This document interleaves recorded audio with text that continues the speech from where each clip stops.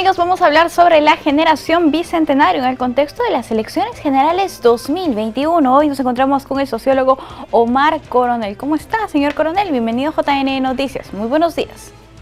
¿Qué tal? Muy buenos días. Gracias por la invitación. No, gracias a usted por acompañarnos. Por favor, coméntenos quiénes son los jóvenes del bicentenario, por qué los denominamos así y cuáles serían sus características. Sí, bueno, en verdad la etiqueta generación del bicentenario es eso, ¿no? Una etiqueta, es una invocación, ¿no? Una convocatoria que en verdad se hace más desde espacios académicos para tratar de nominar, de poner una etiqueta a estos jóvenes que durante las marchas de noviembre se organizaron y marcharon por la democracia, ¿no? La idea era un poquito tratar de representar con un nombre a jóvenes que en diversas oportunidades se movilizan contra la corrupción, por la democracia, por temas generalmente cívicos, ¿no? Ahora, la etiqueta acuñada por la socióloga Noelia Chávez es eso, ¿no? Una etiqueta que intenta tratar de representar en verdad un grupo sumamente heterogéneo, ¿no? Si en verdad nos ponemos a mirar la misma marcha, es decir, solamente los jóvenes de 18 a 24 años que salieron a marchar en las marchas de noviembre, vemos que algunos están muy interesados, por ejemplo, en temas de democracia, en temas de reforma policial, ¿no?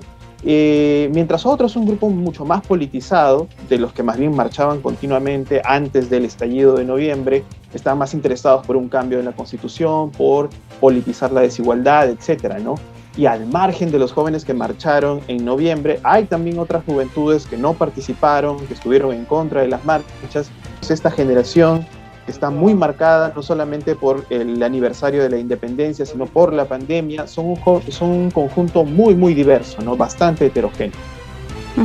Bien, entonces si estamos hablando de una generación, un conjunto de jóvenes que son heterogéneos, que tienen diferentes características, ¿cuáles serían sus puntos de encuentro? ¿Habría algo que tendrían ellos en común, de repente un fin mayor?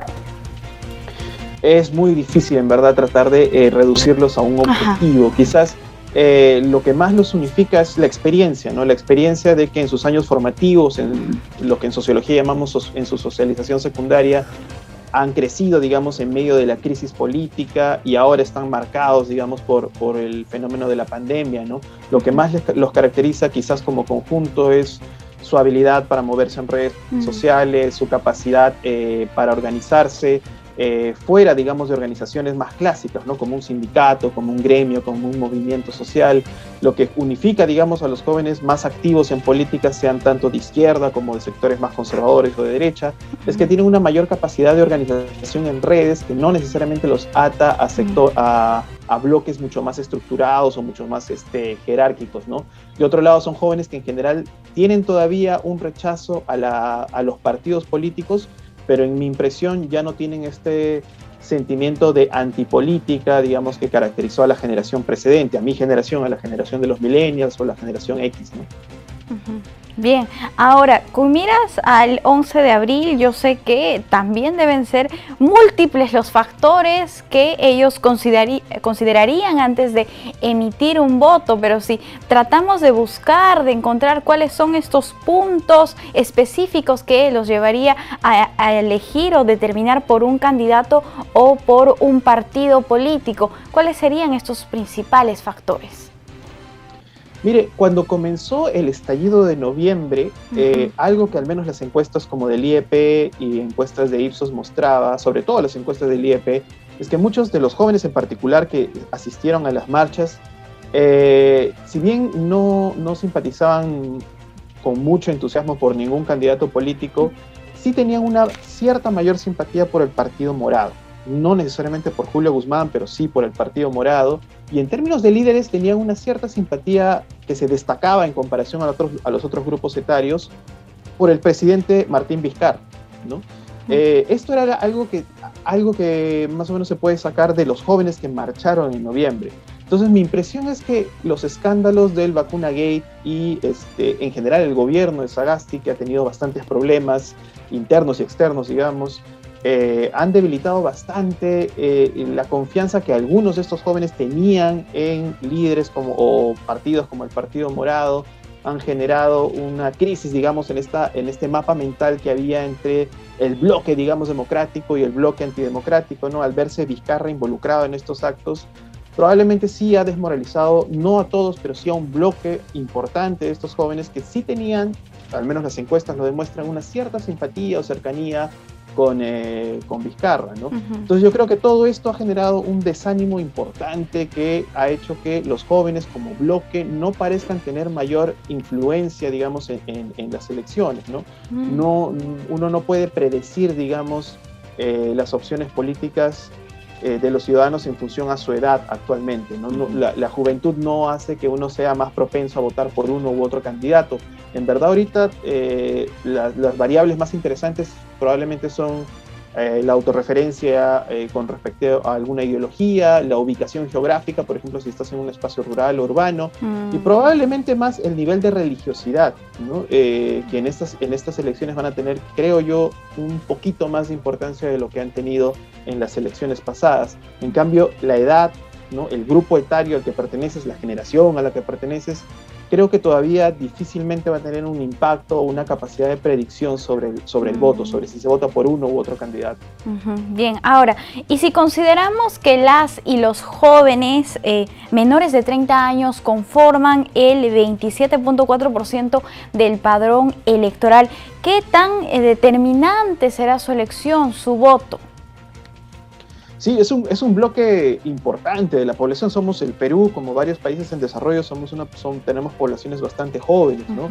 Y si estos jóvenes se hubiesen sentido, ¿no? Como grupo, como generación, al menos en su mayoría representados por una fuerza política, hubiéramos visto un impacto importante en las elecciones, ¿no? De ver, digamos, la sensación de que la juventud se alinea más con uno u otro candidato, como por ejemplo se dio en el 2012 con Obama en Estados Unidos, donde la juventud claramente era más progresista, más liberal y tendía a votar más por el candidato demócrata, ¿no? Que en general es una tendencia, por ejemplo, en Estados Unidos, y suele ser una tendencia en países occidentales. En Perú, al no tener un sistema de partidos y al tener un problema grave de representación, no hay todavía sectores políticos que representen de manera efectiva a los jóvenes. En ese sentido, que los jóvenes sean uno de cada 4 peruanos no termina teniendo, digamos, la importancia política que podría tener en otros países, ¿no? Lamentablemente ningún partido ha terminado capturando, seduciendo, persuadiendo a importantes bloques de la juventud como para decir, los jóvenes están más con tal o cual partido, ¿no? Claro. Al menos por ahora no. Quizás esto cambie a 2 semanas de elecciones, que es cuando los peruanos, las peruanas solemos decidir nuestro voto. Claro, claro. Pero de repente la situación, el panorama cambie para la segunda vuelta, puesto que la cantidad de partidos políticos que tenemos ahora también es bastante grande, ¿no? Bien, ahora, respecto al papel, al rol que cumplen las herramientas digitales en la participación política de los jóvenes, este rol es bastante importante y justamente usted lo mencionaba, ¿no? Que una de las características de esta generación bicentenaria es el poder de convocatoria a través de estas redes. Sí, efectivamente las redes es también una tendencia global. Cada ciclo electoral cobran mayor importancia, ¿no? Cobran mayor importancia el 2016 comparado al 2011 y sin duda alguna va a cobrar mayor importancia el 2021 comparado con el 2016, ¿no? Cuando ya habían, digamos, tribus digitales muy involucradas con la campaña electoral, ¿no? En esta campaña definitivamente, ¿no? En las redes los jóvenes tienen mayor capacidad de organizar campañas, de movilizar opiniones y percepciones a través de las redes sociales, pero otra vez, ¿no? Sin embargo, como no ha habido todavía una identidad muy militante de la juventud en particular, no hemos visto grandes movimientos o grandes estrategias, digamos, de campaña utilizadas en redes específicamente por los jóvenes, ¿no? Hay candidatos que saben utilizar mejor las campañas digitales, ¿no? A mí me ha sorprendido que la campaña, por ejemplo, del candidato López Aliaga tiene mucho impacto en redes sociales, ¿no? Se especula que tiene sectores trabajando, operando dentro de las redes, pero al margen de cómo lo haya logrado, tiene un impacto, tiene una presencia en TikTok, tiene una presencia en Instagram, tiene una presencia en Twitter y en Facebook bastante fuerte, sea pagada o no, es una realidad, ¿no? Y claro. Otras fuerzas políticas, hasta donde yo he visto, donde he revisado de una manera muy artesanal, no han tenido, digamos, todavía esa capacidad de impacto. Pero otra vez, ¿no? Probablemente mientras más nos acerquemos a la campaña, más involucramiento en las redes haya, y como usted menciona, hacia la segunda vuelta, sí, la polarización va a llevar probablemente a que sectores juveniles que no estaban tan interesados se vean, digamos, convocados, mucho más involucrados, y podremos ver cosas, ¿no? Probablemente de forma fragmentaria, no tan centralizada a partir de un partido, sino a partir de simpatías que vayan fluyendo como cascadas mientras más nos acercamos. Listo, vamos a ver qué es lo que pasa en la segunda vuelta. Muchísimas gracias, señor coronel, por acompañarnos aquí en JN Noticias. Ha sido un gusto conversar con usted. Igualmente, muchas gracias. Bien, amigos, vamos a hacer una brevísima pausa y volvemos.